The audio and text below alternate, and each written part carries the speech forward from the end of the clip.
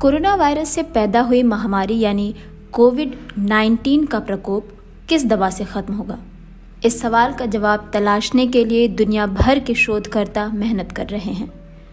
अभी तक एक ही बात साफ है कि जिन लोगों की रोग प्रतिरोधक क्षमता मजबूत है, उन पर कोविड-19 का हमला कम घातक होगा। अब बाजार इसी बात को भुनाने में लग गया है। प्रतिरोधक क्षमता बढ़ाने के अनेक उपाय सोशल मीडिया पर सुझाए जा रहे हैं। ऐसा पहली बार नहीं हो रहा है। हर महामारी के समय में ऐसी बातें होती रहती हैं। 1918 में जब स्पेनिश फ्लू फैला था, तब भी इसी तरह की बातें हुई थीं और आज साल 2021 में भी ऐसा ही देखने को मिल रहा है।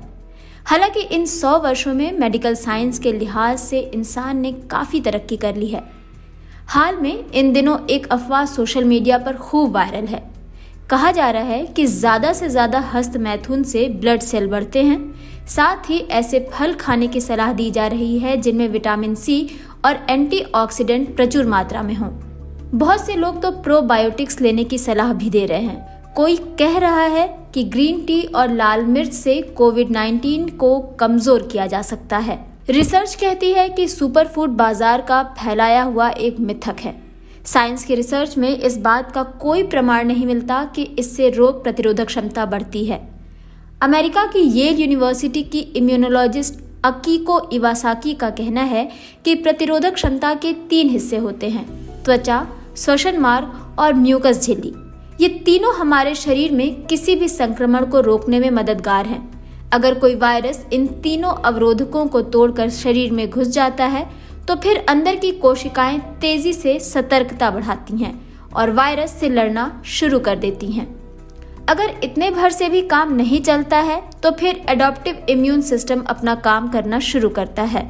इसमें कोशिकाएं, प्रोटीन सेल और एंटीबॉडी शामिल हैं। शरीर के अंदर ये रोग प्रतिरोधक क्षमता उभरने में कुछ दिन या हफ्ता भर लग सकता है।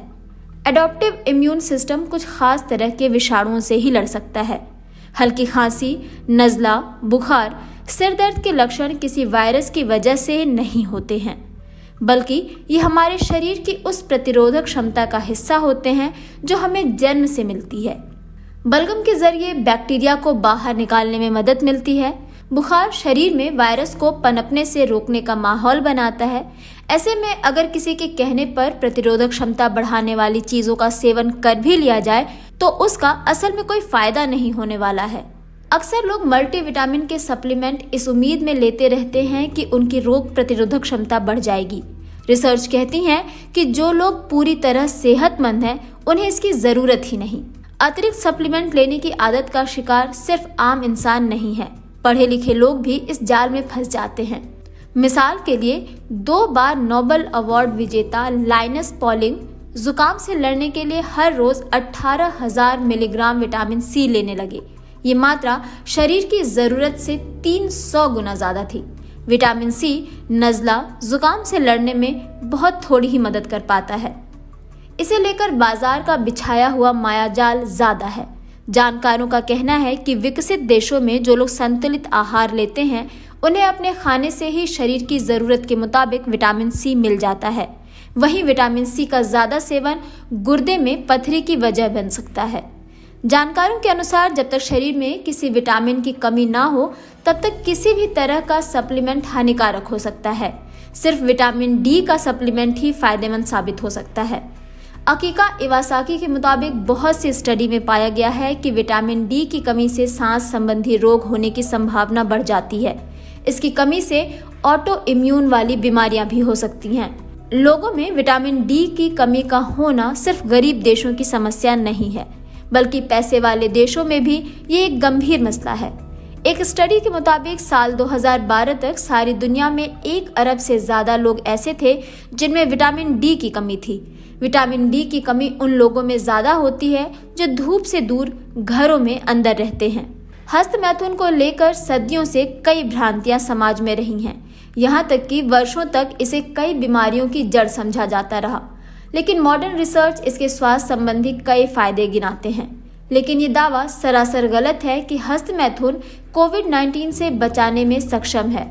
शरीर में व्हाइट सेल्स से विषैले ऑक्सीजन पदार्थ निकलते हैं जो दुधारी तलवार की तरह काम करते हैं। एक तरफ तो ये शरीर में किसी बैक्टीरिया या वायरस को बढ़ाने से रोकते हैं, तो दूसरी ओर स्वस्थ कोशिकाओं को खत्म करते हैं और रोग प्रतिरोधक क्षमता को कमजोर करते हैं। इसलिए सभी कोशिकाओं को स्वस्थ और सुरक्षित रखने के लिए एंटीऑक्सीडेंट की जरूरत होती है। हमें ये एंटीऑक्सीडेंट काफी मात्रा में फलों, सब्जियों से मिल जाते हैं। इसके लिए अलग से सप्लीमेंट लेने की जरूरत नहीं है। एंटीऑक्सीडेंट रोग प्रतिरोधक क्षमता बढ़ाने में कितने मददगार हैं, इस पर भी अभी रिसर्च जारी है, लेकिन ये रिसर्च अभी किसी नतीजे पर नहीं पहुंचे हैं। कुछ बैक्टीरिया ऐसे होते हैं जो शरीर के दोस्त होते हैं, हमारी सेहत के लिए उनकी बहुत जरूरत होती है। कई बार शरीर में इन बैक्टीरिया की कमी हो जाती है, इसलिए बाजार से प्रोबायोटिक्स के सप्लीमेंट लेने पड़ते हैं। संकट के इस दौर में कुछ वेबसाइट पर दावा किया जा रहा है कि प्रोबायोटिक्स कोविड-19 से लड़ने में मददगार हैं। ऐसे तमाम दावे झूठ हैं। इस दावे पर अभी तक कोई भी रिसर्च पक्के सबूत पेश नहीं कर पाई है। अब सवाल ये है कि आखिर कोविड-19 से बचा कैसे जाए।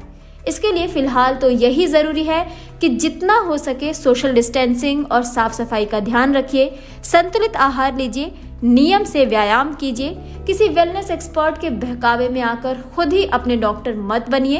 परेशानी होने पर तुरंत डॉक्टर की सलाह लीजिए।